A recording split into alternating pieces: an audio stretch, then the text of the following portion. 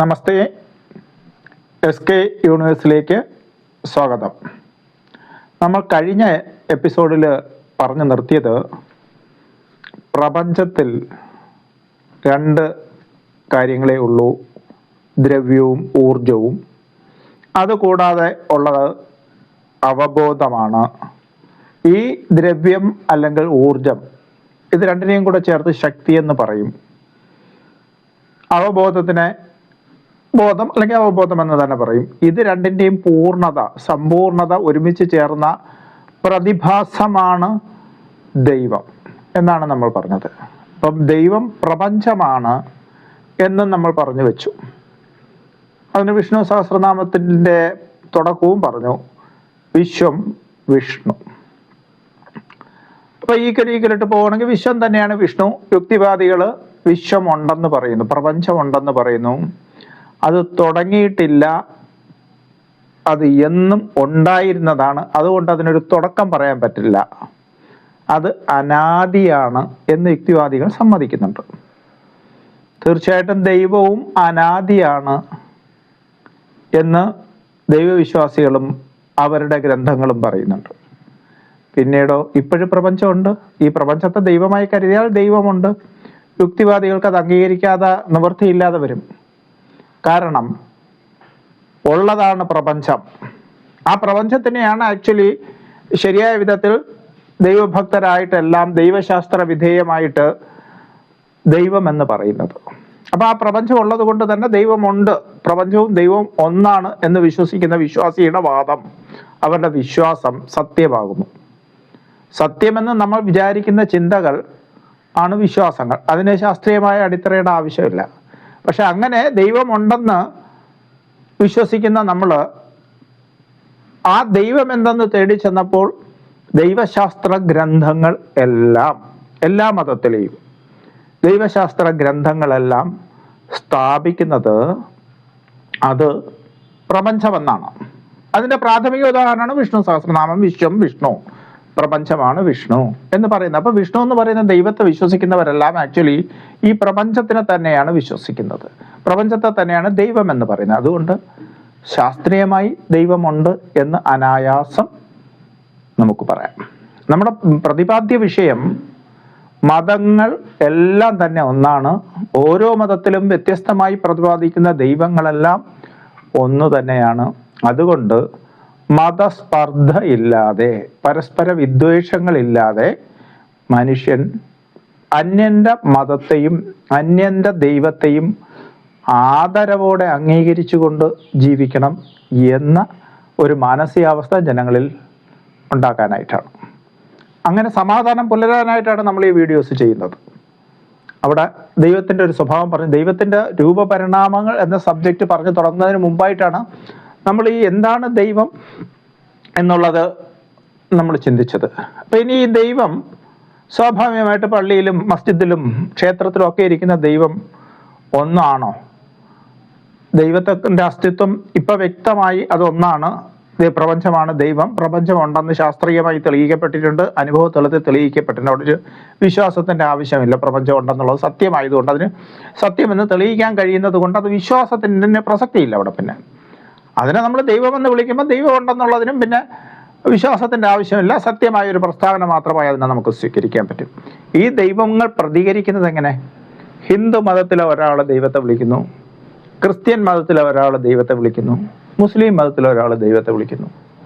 ഈ മൂന്ന് മതത്തിലെയും ദൈവങ്ങൾ ഒരേ സ്വഭാവം കാണിക്കുകയാണ്. അവരൊരേ സമയം സർവശക്തനുമായിരിക്കുമ്പോൾ അവരൊന്നായിരിക്കും.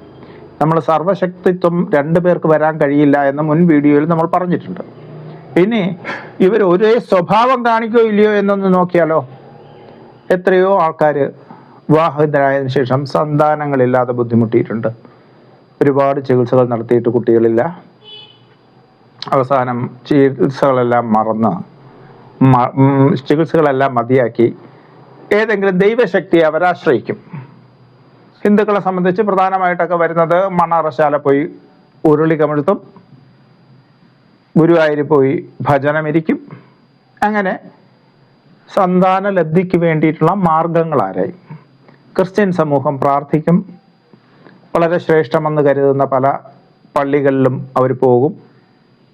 മുസ്ലിം സമുദായവും അതുപോലെ ദൈവത്തെ ആശ്രയിക്കും. അങ്ങനെ ആയിരക്കണക്കിനോ പതിനായിരക്കണക്കിനോ ആൾക്കാരെ നമുക്കറിയാൻ പറ്റും.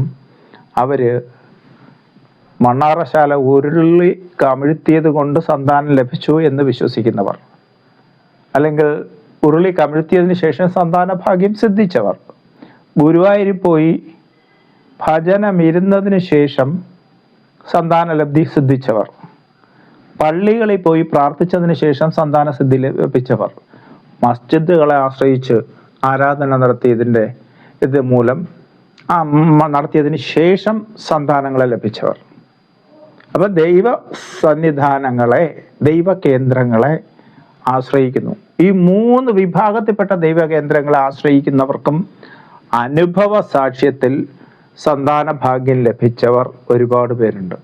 നമ്മൾ ഈ സന്താന ഭാഗ്യം എന്നുള്ളതിനെ സൗഖ്യം, രോഗശാന്തി സൗഖ്യം എന്ന് പറയാം. അത് ലഭിച്ചവർ ഹിന്ദു ക്ഷേത്രങ്ങളിൽ പോയി ഒരുപാട് പേരുണ്ട്, പോയി അത് സിദ്ധി നേടിയവരുണ്ട്. ക്രിസ്ത്യൻ വിശ്വാസത്തിൽ പോയി നേടിയവരുണ്ട്, മുസ്ലിം വിശ്വാസത്തിൽ പോയി അനുഭവിച്ചവരുണ്ട്. അപ്പോൾ ദൈവം 3 സ്ഥലത്തും വ്യത്യസ്തരാണെങ്കിൽ അനുഭവം വ്യത്യസ്തമാകട്ടെ. ആശ്രയിക്കുന്നവർക്ക് അനുഗ്രഹം കൊടുക്കുന്നു. അല്ലെങ്കിൽ ഇത് വിശ്വാസപരമായിട്ടാണ് ഞാൻ ഈ പറയുന്നത്, ശാസ്ത്രീയമായിട്ടുള്ളൊരു കാര്യമല്ല, വിശ്വാസപരമായ ഒരു കാര്യമാണ്. ശാസ്ത്രീയവും വിശ്വാസവും തമ്മിലുള്ള വ്യത്യാസം ഞാൻ എപ്പോഴും പറയാറുണ്ട്. ശാസ്ത്രത്തിൽ ആ വസ്തുത തെളിയിക്കപ്പെടും, പരീക്ഷണാർത്ഥം തെളിയിക്കപ്പെടും. അങ്ങനെ അത് സത്യമാണെന്ന് വെളിച്ചത്ത് വരും. വിശ്വാസത്തിൽ അങ്ങനെ പരീക്ഷണാർത്ഥമുള്ള തെളിയിക്കലൊന്നുമില്ല. അതിനെ സത്യമാണെന്ന് നമ്മളങ്ങ് വിചാരിക്കും. അപ്പോഴത് വിശ്വാസം, ആ വിചാരമാണ് വിശ്വാസം, ആ ചിന്തയാണ് വിശ്വാസം. അങ്ങനെ വിശ്വാസപ്രകാരം ഹിന്ദു ദേവാലയങ്ങളിൽ പ്രാർത്ഥിച്ച ഒരുപാട് പേർക്ക് ഫലപ്രാപ്തി ഉണ്ടാകുന്നു. വിശ്വാസത്തിൽ അധിഷ്ഠിതമായി ക്രിസ്ത്യൻ ദൈവങ്ങളെത്തി പ്രാർത്ഥിച്ച ഒരുപാട് പേർക്ക് ഫലപ്രാപ്തി ഉണ്ടാകുന്നു. വിശ്വാസപ്രകാരം മുസ്ലിം ദേവാലയത്തിൽ പ്രാർത്ഥിച്ച ഒരുപാട് പേർക്ക് ഫലപ്രാപ്തി ഉണ്ടാകുന്നു. അപ്പോൾ ഹിന്ദു ദേവാലയത്തിൽ ഇരിക്കുന്ന ദൈവവും ക്രിസ്ത്യൻ ദേവാലയത്തിൽ ഇരിക്കുന്ന ദൈവവും മുസ്ലിം ദേവാലയത്തിൽ ഇരിക്കുന്ന ദൈവവും ഭക്തരുടെ, പ്രാർത്ഥിക്കുന്നവരുടെ പ്രാർത്ഥന സഫലമാക്കി കൊടുക്കുന്ന ആളാണ്. അപ്പോൾ പൊതുവായി ഒരു സ്വഭാവം നമുക്ക് കാണാൻ കഴിഞ്ഞല്ലോ. തന്നെ അവരവരെ സമീപിക്കുന്നവരെ അവരനുഗ്രഹിക്കുന്നു. അതുകൊണ്ട് 3 സ്വഭാവമുള്ള ആള് അല്ല, ഒരു സ്വഭാവമുള്ള ആളിനെയാണ് 3 തരത്തിൽ നമ്മൾ വിളിക്കുന്നതെന്ന് പറഞ്ഞാൽ അത് തെറ്റാകുമോ? ദൈവത്തെ നമ്മളെല്ലാവരും സൃഷ്ടികർത്താവ് എന്ന് വിളിക്കും. ദൈവമാണ് ഇതെല്ലാം സൃഷ്ടിച്ചത് എന്ന് വിശ്വസിക്കുന്നവരാണ് ഏത് മതത്തിൽപ്പെട്ട ദൈവവിശ്വാസി. അപ്പോൾ ദൈവത്തെ സൃഷ്ടികർത്താവ് എന്ന് വിളിക്കുമ്പോൾ അതിന് ഹിന്ദുക്കൾ കൊടുത്തിരിക്കുന്ന പേര് ബ്രഹ്മാവെന്നാണ്. അതേസമയം ക്രിസ്ത്യാനികൾ കർത്താവ്, കർമ്മം നിർവഹിക്കുന്നവനാണ് കർത്താവ്, സൃഷ്ടികർമ്മം നിർവഹിച്ചവൻ കർത്താവ്. മുസ്ലിങ്ങൾ ഖാലിദ് എന്ന് പറയും സ്രഷ്ടാവിനെ. അപ്പൊ ഇത് 3 ഒന്നല്ലേ? ഈ സൃഷ്ടിയെ ഭൂമിയിലേക്ക് സൃഷ്ടിക്കപ്പെട്ട, അല്ലെങ്കിൽ ആദ്യം പ്രപഞ്ചത്തെ സൃഷ്ടിച്ചു, ആ സൃഷ്ടിയെ മുഴുവൻ പരിപാലിക്കപ്പെടും. രക്ഷിക്കപ്പെടണമെങ്കിലും ദൈവം വേണം. ദൈവമേ രക്ഷിക്കണേ എന്നതാണ് പ്രാർത്ഥന. മതരഹിതമായ പ്രാർത്ഥന ഏതെടുത്താലും ദൈവമേ രക്ഷിക്കണേ എന്നുള്ളതാണ്. അപ്പൊ രക്ഷകർത്താവ് കൂടിയാണ് ദൈവം. അങ്ങനെ രക്ഷകർത്താവായിരിക്കുന്ന ദൈവത്തിനെ ഹിന്ദുക്കൾ വിഷ്ണു, മഹാവിഷ്ണു എന്ന് വിളിക്കുന്നു. ക്രിസ്ത്യൻസ് രക്ഷക എന്ന് വിളിക്കാറില്ലേ യേശുവിനെ? രക്ഷകൻ വരും എന്ന് തന്നെയാണല്ലോ പ്രവചനം. യഹൂദ ജനത്തിന്റെ രക്ഷകൻ വരും, കാലിത്തൊഴുത്തിൽ ജനിച്ചു. അപ്പൊ രക്ഷകനല്ലേ ദൈവം? രക്ഷകനാണ്. സ്വാഭാവികമായിട്ടും മുസ്ലിങ്ങൾ റബ്ബ് എന്ന് വിളിക്കും. റബ്ബ് എന്ന് വെച്ചാൽ അർത്ഥം രക്ഷകൻ എന്നാണ്, രക്ഷിക്കുന്നവനാണ്. അപ്പൊ സൃഷ്ടിക്കുന്നവനും രക്ഷിക്കുന്നവനുമാണ് ദൈവം. അപ്പൊ ദൈവത്തിന്റെ സ്വഭാവങ്ങൾ ഒന്നായിരിക്കുകയല്ലേ? രക്ഷിക്കുന്നു, സൃഷ്ടിക്കുന്നു, രക്ഷിക്കുന്നു. ഇനി ഇതിന്റെ അവസാന ചക്രത്തിൽ എത്തി നിൽക്കുന്ന ആളും ദൈവം തന്നെയല്ലേ? കാരണം എല്ലാം ചെന്ന് അവസാനിക്കുന്നത് ദൈവത്തിലാണ്. ഹിന്ദുക്കൾ അങ്ങനെ അവസാനത്തെ ആളിനെ, ഇതിനെല്ലാം ലയിപ്പിക്കുന്ന ആളിനെ ശിവൻ എന്നാണ് വിളിക്കുന്നത്. സ്വാഭാവികമായും ക്രിസ്തു മതവിശ്വാസത്തിലും മുസ്ലിം മതവിശ്വാസത്തിലും ഇതെല്ലാം അവസാനിപ്പിക്കുന്ന ദൈവ സ്വഭാവത്തെക്കുറിച്ച് പരാമർശമുണ്ട്.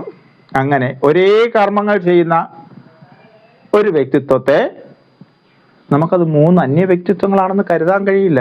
അവരെ നമ്മൾ ദൈവം എന്ന് വിളിച്ചാൽ 3 വിളിക്കുന്ന ആളിന് ഒന്ന് തന്നെയാണ്. വ്യത്യസ്ത പേര് കൊടുത്തത് കൊണ്ട് അതിന് അധിഷ്ഠിതമായി വരുന്ന ആചാര സംഹിതകൾ വ്യത്യാസമായിരിക്കണം എന്ന് ഒരു കാര്യവുമില്ല. അങ്ങനെ ആചാര രീതികൾ വ്യത്യസ്തമാകുന്നിടത്താണ് മതങ്ങൾ വരുന്നത്. ഒരിക്കലും അത് പ്രതിപാദിക്കുന്ന തത്വങ്ങളിൽ വ്യത്യാസമില്ലാതിരിക്കുമ്പോഴും മതങ്ങൾ പ്രവേശിക്കുന്നു. മതങ്ങൾ വ്യത്യസ്തമായ രീതിയിൽ പ്രവർത്തിക്കുന്നു. അവരൊന്നാകാൻ കഴിയാതെ വിഘടിച്ചു നിൽക്കുന്നു. അത് ദൈവനിന്ദയാണ്.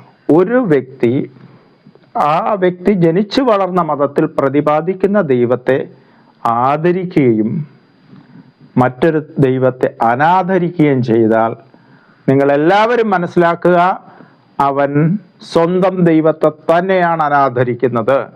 കാരണം ദൈവ സിദ്ധാന്തങ്ങളിൽ നമ്മൾ ഉള്ളറകളിലോട്ട് ഇറങ്ങി ചെല്ലുമ്പോൾ നമുക്കിതെല്ലാം ഒന്നാണ് എന്ന് മനസ്സിലാകും. നമ്മൾ ഇനിയും ദൈവത്തിൻ്റെ രൂപപരിണാമങ്ങളിലേക്ക് എത്തിയിട്ടില്ല. അടുത്ത ആഴ്ച അതിന് നമുക്ക് ശ്രമിച്ചു നോക്കാം. നന്ദി, നമസ്തേ.